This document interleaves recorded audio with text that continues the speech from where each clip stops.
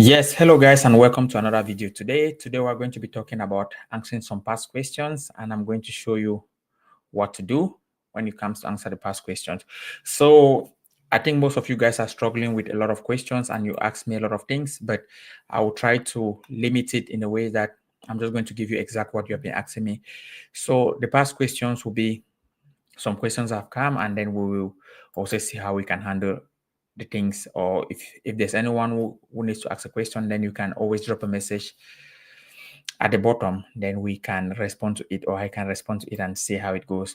But anyway, let me move straight forward to it, because I think you're here more, as you can see from the thumbnail, the most thing is to help you answer the questions and this video I want to make it a little bit precise and short to help you guys answer your question. So the first question is, I'm just going to go back to the questions I answered from the other day, then I help you guys.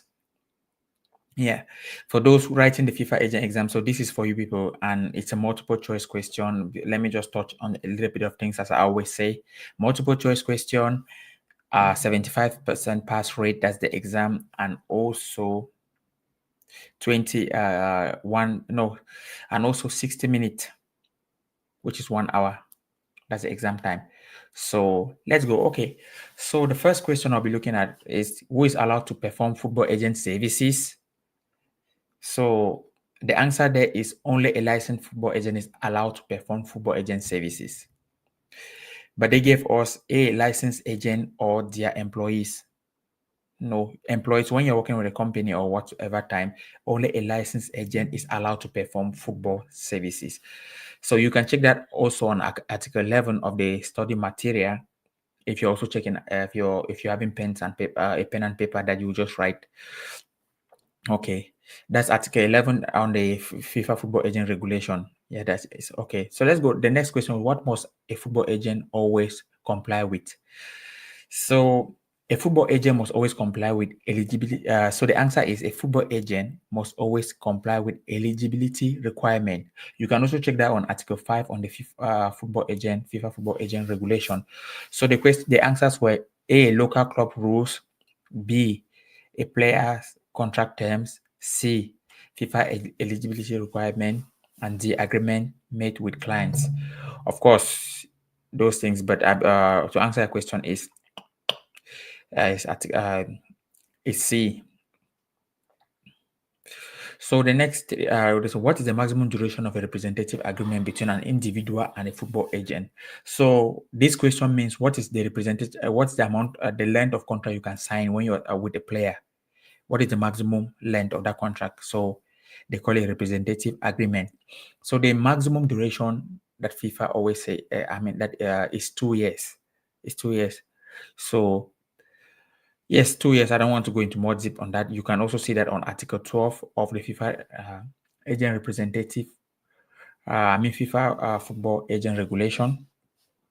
You can see it on Article 12. Depending on the book if you're reading on the August 2024 version, yes, you can see this there. But anyways, it will not be far.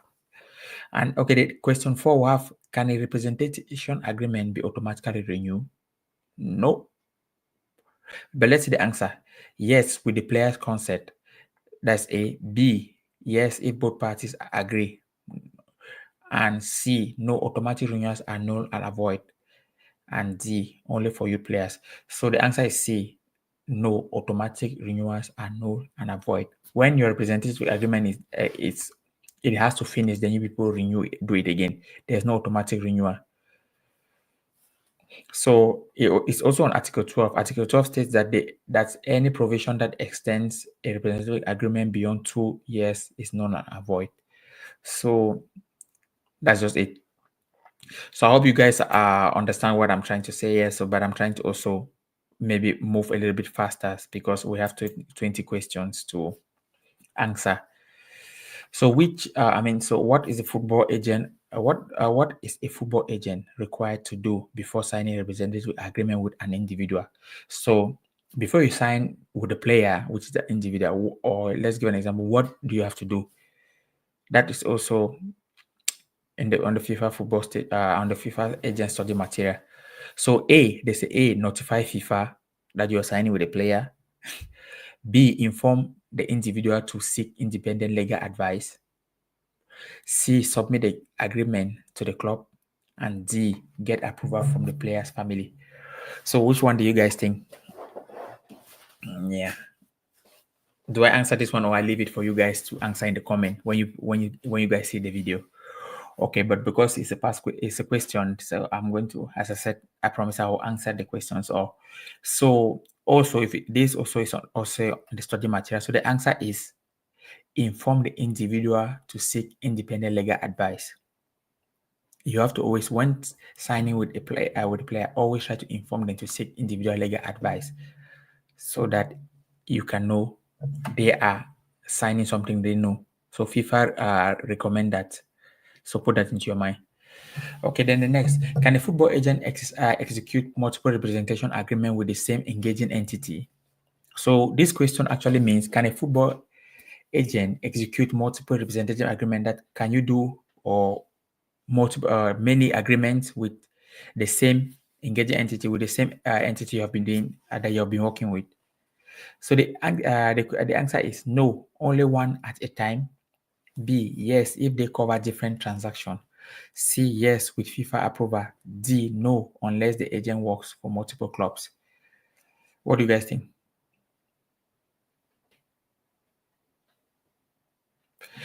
The answer is yes.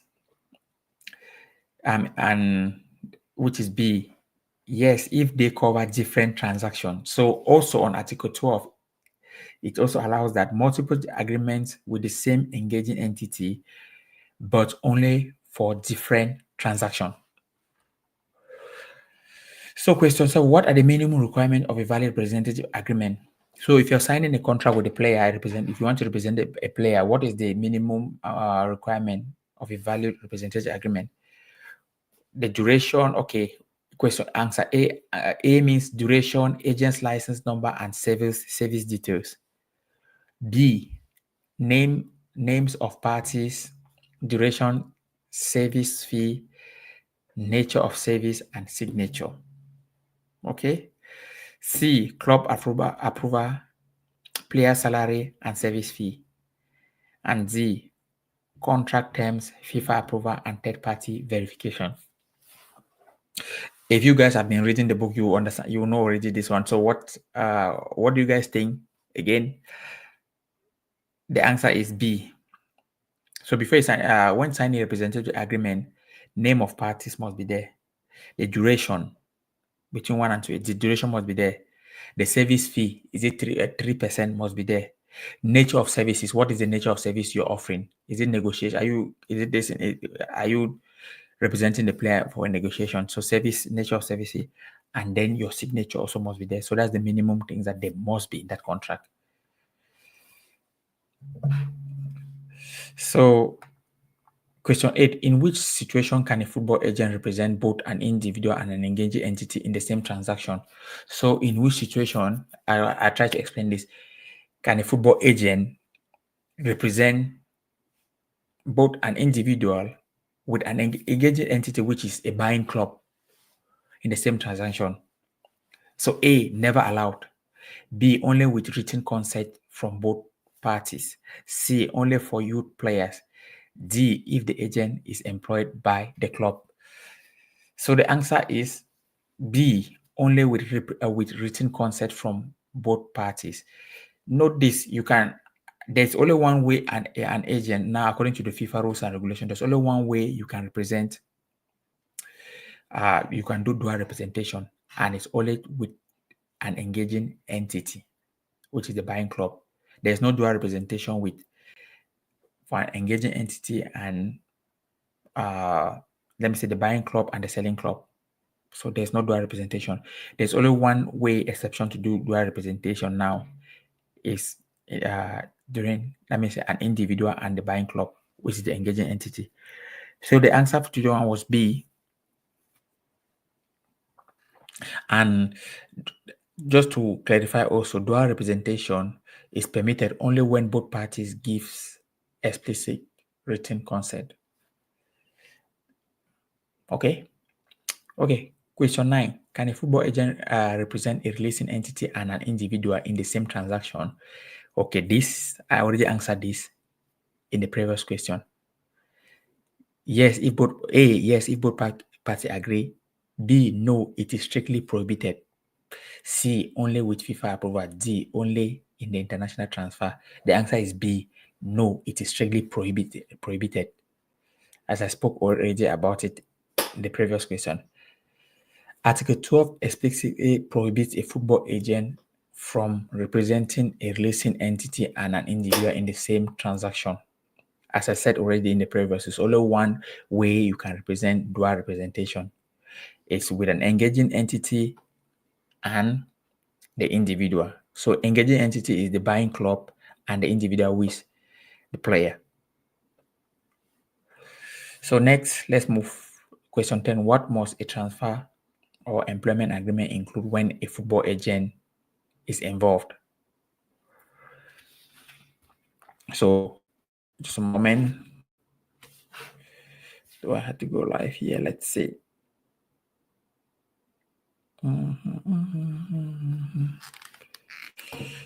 Let's see. Just a moment, guys. Let's see. So, okay. So what must a transfer or employment agreement include when a football agent is involved? Only a player. Okay. The question A is only a player's name. B, the agreement name. The agent's name, client, FIFA license number, and signature. C, the agent's company details, and D, the club's approval. I think most of you guys know this one. The answer is B. So question 11 is, when can a football agent approach a minor for representation? So a minor is someone that has not reached 18 years. So when can a football agent really approach a minor? A football agent can approach a minor. So the first answer is A, at any time. B, when the minor turns 14. C, no more than 6 months before the minor can sign their first professional contract. D, only with FIFA approval. So the answer is C. A football agent can approach a minor. Only 6 months before the minor turns 16 to sign a professional contract. So that is one thing you guys have to know for those trying to sign minor players. You have to approach them only when, let's say, for example, if the player is in Africa, the player has to be 6 months to his 18th birthday. That's how it has to go. So he has to be 17 years and 6 months, then 6 months to 6 months to his 18th birthday. But in Europe, people do sign their professional contracts at the age of 16. That is permitted in Europe. So, okay. Let's move. Question 12. What additional requirements must a football agent fulfill to represent a minor? An additional requirement: A, take a designated CPD course on minors, obtain FIFA certification, get B, and then C, get permission from the club. D, have a law degree. The answer is A, take a designated CPD course on minors. CPD means continuous development program, which is FIFA offer those courses for those who are trying to represent minor. So yes, the answer is A. And then question 13, what happens if a football agent violates the rules on approaching minors? A, immediate suspension of his license. B, a fine and up to 2 years license suspension. C, no penalty, and D, a warning from FIFA. So there the answer is B, a fine and up to 2 years license suspension. Number 14, who is responsible for paying the football agent Who is responsible for paying the football agent services? The client. I will just give this one. I will not go through all the answers. If you're having an agent, you are responsible for paying your agent. That's when your salary comes. So I don't want to go through the other options. This should just be clear. When can an engaging entity pay a football agent service fee on behalf of an individual? Okay, yes. Let's say this question means, when can the club pays your club? Let me say your club, if you're with the club, where can your club pays for your agent? Let me say you're having an agent. This question means, when can your club pays your agent for representing you? His commission.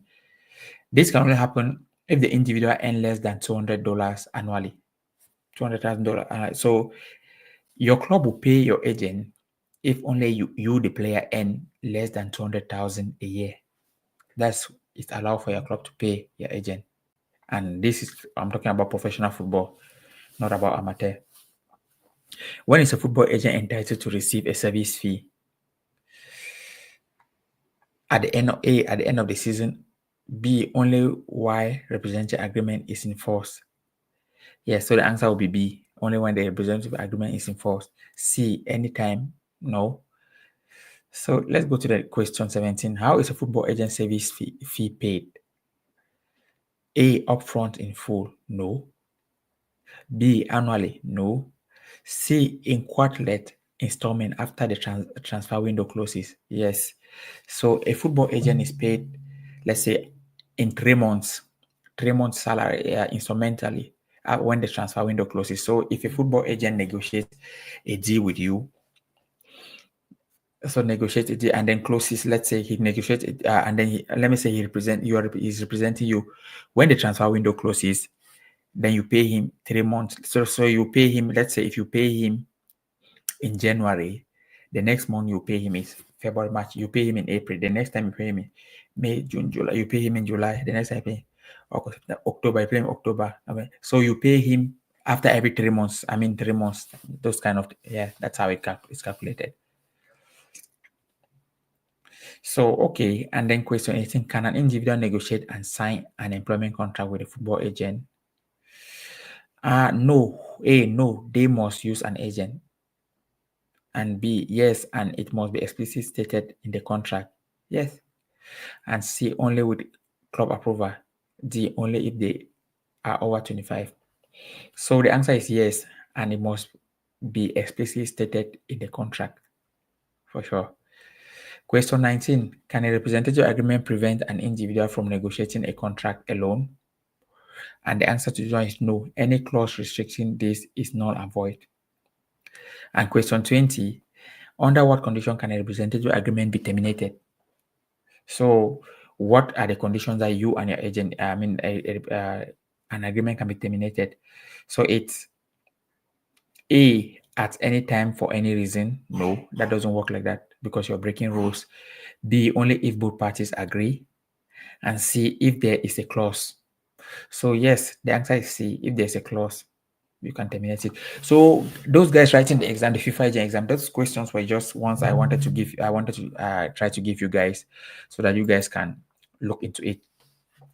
I hope I explained. I answered the 20 questions for anyone who needed, and I hope it can help because those are the answers. If these questions I've answered, you can still come back and try to learn and yes, improve yourself on the various things that I've said there. Normally, as I said, in this exam, when you want to pass it, when you're writing this exam, you have to keep practicing because the reality is, I always say, to be an agent is a massive thing. If you don't need to joke with it, you need to be focused and serious because being an agent, I give an example. Being an agent, the first thing you look at is you can manage elite players, professional players. It's something that if you do it quite well, it can change your story from being maybe an average person to a very rich person. Yeah. I give an example. If you start scouting, let me say, if you take your agent work serious first, for those trying to write the exam, focus on doing everything to write the exam because this exam comes only once a year. Okay, someone wrote, yeah. Who's talking? It's Roberto. I'm good, Roberto. Yes, but I'm online. Yes, nice to hear from you. Any question? I hope you understood all the questions or you understood everything I was saying. If anything, you can also let me. You can write a message. I write, and I'm going to answer here. Yes, but I'm doing good. Thanks for writing. But anyways, as I'm saying, this being an agent is very important thing because it can change any situation you have. I give an example. If you start scouting your players from academic level, let's take for example, because when you're an upcoming agent, you don't have so many options.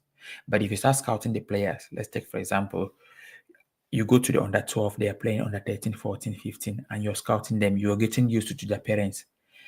When you get to the level that you're already working with clubs, you will not need to do those things again because you will have a lot of parents contact with you.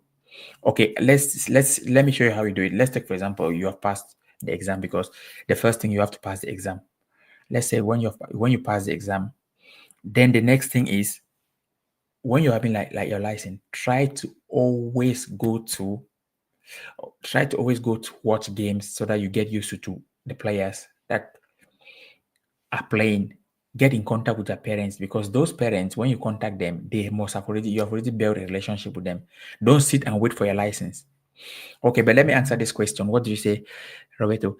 I just had an injury and it doesn't let go. My back still hurts and I have a tryout for a professional academy on Friday. So I don't have a lot to test, but I won't get better just a little. I won't get better just a little. Do you have any advice for me?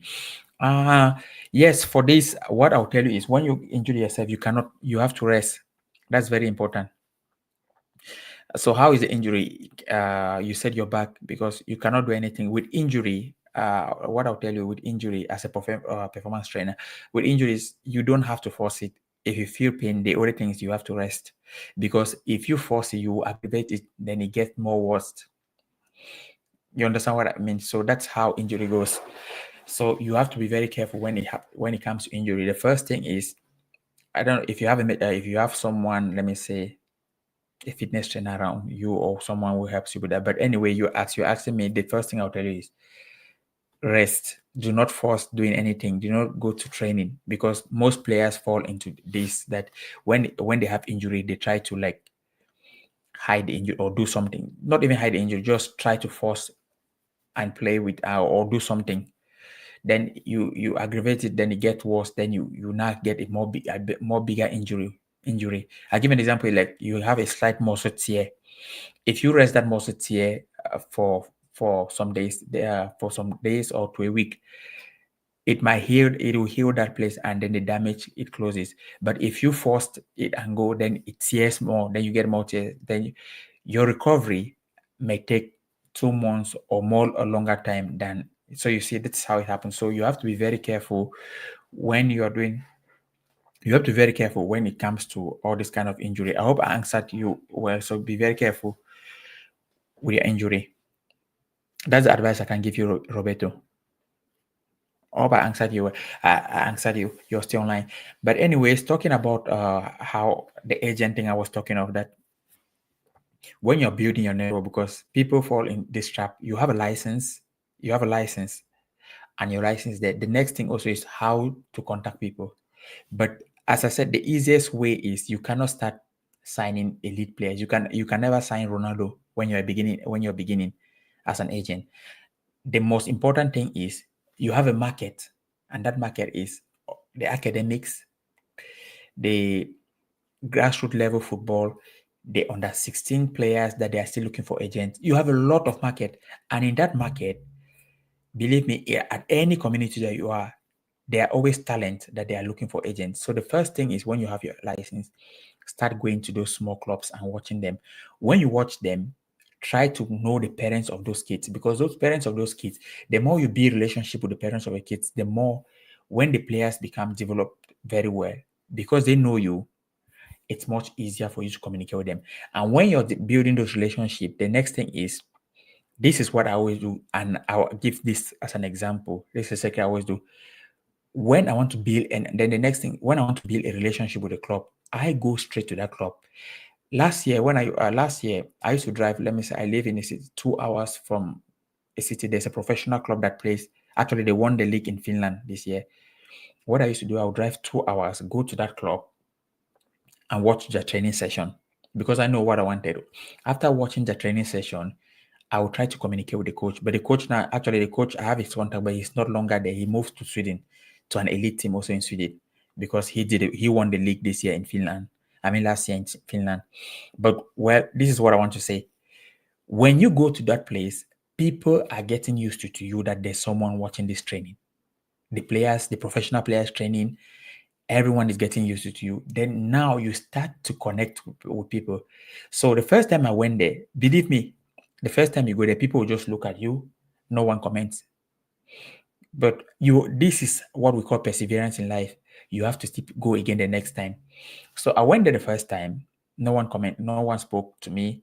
I was just watching the training, taking some notes, because actually I was also taking the note to see what is the level of training, because I was also training people to see what I can add some of the things into my own, what I'm doing when I'm training my own individual athletes. The next day when I came there, yes, I started the players, we just started communicating, and I was watching their training, and out of a sudden, fair relief, went to speak to the coach also. They were playing, because actually they were playing a game against a team that it was like the second team of the league, and they were trying to do something of a transition.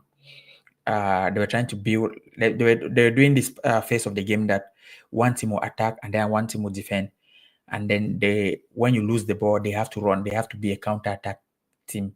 So after the training session, I just went and asked the coach that I like what they did. I'm a personal trainer, also I would like to know what they're doing, what is the tactics all about. And then he was talking to me that, okay, this is more of a transition. They're trying to develop their game model for tomorrow game, because the team, the team that they are playing also will have a lot of ball position. They also want the ball, but they want to also mix it with a little bit of transition in it. That's how they were building the game order. But because I asked that question, now the next time when I came, the coach already knew, because I was asking something that I was investing in him. We started just speaking normally. And out of a sudden, we exchanged contact. And most of the time now we kept in contact.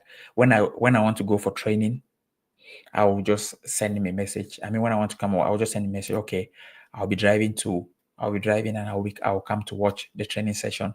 And he said, okay, I'll be waiting for you. So after the training, he will just make sure he comes, because he knows me. He will just come and give one or two information. This is what you come and give. This is what we did today. Do you want something more? I said, no, thanks. This information, I'll write it down. And from there, you build relationship. Then from next time when I went again, it was not only with the coach. I was now used to the players. We were communicating and everything. Then I was getting contacts, networking with people. Then the next thing, I went already inside the club facilities, talking with the social media department, some other departments. So what I'm just trying to say is, now I have the people's contact. So let's take for example, if I want to bring a player to this team, I have the coach's contact. I have a lot of people's contact that I can just call when I see a good player. But this doesn't happen if I went there from day one, and I went there from day one and no one speaking to me, then I stop speaking to people, and then I just say, oh, I don't want to go there again, and just stand there. So this is very important key for agents, that when you're networking or being a player or whatsoever, you have to let's say give value, because everybody in life, everybody in life wants value. You have to invest and give value to something for people to give back something to you. But I always see, it's like, also when most players contact me, what I always tell them is, like most of you, like most player contact me. So you see a player contact me and the player says, hello, Brian, this is my video. Can you check out? No, he said, I want to play professional in Europe. This is my video and this is my thing, video. The video is not that clear first, and then normally, because I have thousands of these messages coming my way, most of the time I'm not going to respond to your video if the video is not even that clear, because I have like thousands of the messages. But if you make an effort and invest or look for something, let's take for example, find a way to approach someone. It's the same like as how I also communicate with people. Then I will write to you because you have also invested your time in doing something.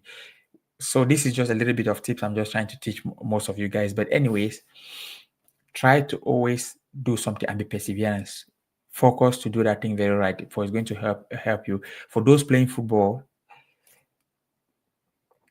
training is good and everything, but most of the time also is, you have to also be smart to know that, okay, I'm training. How do I network? How do I put myself so that people see me? That is very important for you guys players, because no matter how good you are, if you don't have a good network among yourself, if you don't have a good network, because I'll tell you, in football there are thousands of players, but those who know how to network or know how to put themselves in the right position, it's not luck. They make them luck. They make the luck. So that's the last thing I can tell you guys after answering this question. So anyways, let's see. Before going, I have some question on the guys, my guys on Instagram. I had some. Let's see what someone is asking me here. Kev Tita, I'm 19 and I played my first college season in the US couple of months ago. Can you give me the best advice on where I should go to outside of the US, try or whatever to get more exposure for me? That question, it shouldn't be like where you should go. It's where you have the opportunity that you go. For me to answer that question, is where you have the opportunities that you go. You don't just pick a location. You have to have the network in that specific place. But if you're just saying that which place is actually profitable right now, I don't want to say Scandinavian. Of course, Scandinavian market is good right now, but I don't want to say, but anywhere, because for a football player, the playing time is the most important thing. Same like as an agent, the networking is the most important. You have to network, no matter how good an agent is. The contact is the most important thing. So for a football player, playing time is very important. So I would say go where you think you can have playing time. There are lots of things. Find way to play, because once you play and you're scoring goals, you keep climbing the ladder. So I hope I answered your question. You there for those guys on Instagram? Yes, I think that's the question that yes, the only question that is there. But anyways, I don't want to be screwing when I'm on YouTube trying to explain certain things. I don't want to scroll on Instagram speaking to people, speaking also answering questions there. So it will be a lot. So as I told you guys, most of you guys, I'm always hosting on YouTube within this time. I'll make sure I try to stick to one specific time, and I'm going to always let you guys know from my Instagram story. I'll be putting maybe the time that I'm going live on my Instagram story. I'll try to do that and put a countdown so that you guys can see, because I think one of the confusion also here is most of you guys don't know. Most of you guys don't have the same time with me. For example, I can be saying 10 p.m. Eastern European time, and some people who might think it's 10 p.m. at their time, which is quite different, because Eastern European time, finish time, it's quite different to GMT. Eastern European time will be different to GMT. So I will make sure I try to put a story countdown on my Instagram that it shows that the clock is ticking when I'm going live, so that it can also be advantageous to you guys waiting to come live. So make sure, to those who are watching the video, try to subscribe, share, like, do whatever you want to do. But I will have to go now. Tomorrow will be another day that I'll come again online again at the same time. But tomorrow I'll try to make sure I come around 10 p.m. I'll stick to the 10 p.m. time, Eastern European time. But I'm going to put here my story also on Instagram. So hope I answered anybody's question, or those watching that will come back and watch later. I think most of you guys always watch later because probably it's late.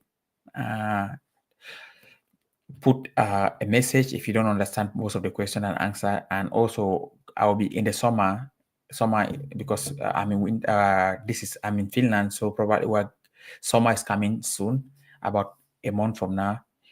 So my target is, when I go to most of these professional clubs, I will come back and I'll try to deliver you guys one or two things, what to do if I've spoken to a sporting director, what to do to be able to sign, or also for a professional player or for agents, what to do to be able to network with sporting directors. So all those things will be coming up on this channel during the summer, because I've already contacted most of them. So I'll be traveling to also see the places, the people there, to try to communicate with them. But anyways, it was nice having this time. I think today is the longest time I've been here, 34 minutes. Anyways, take care and speak to you tomorrow.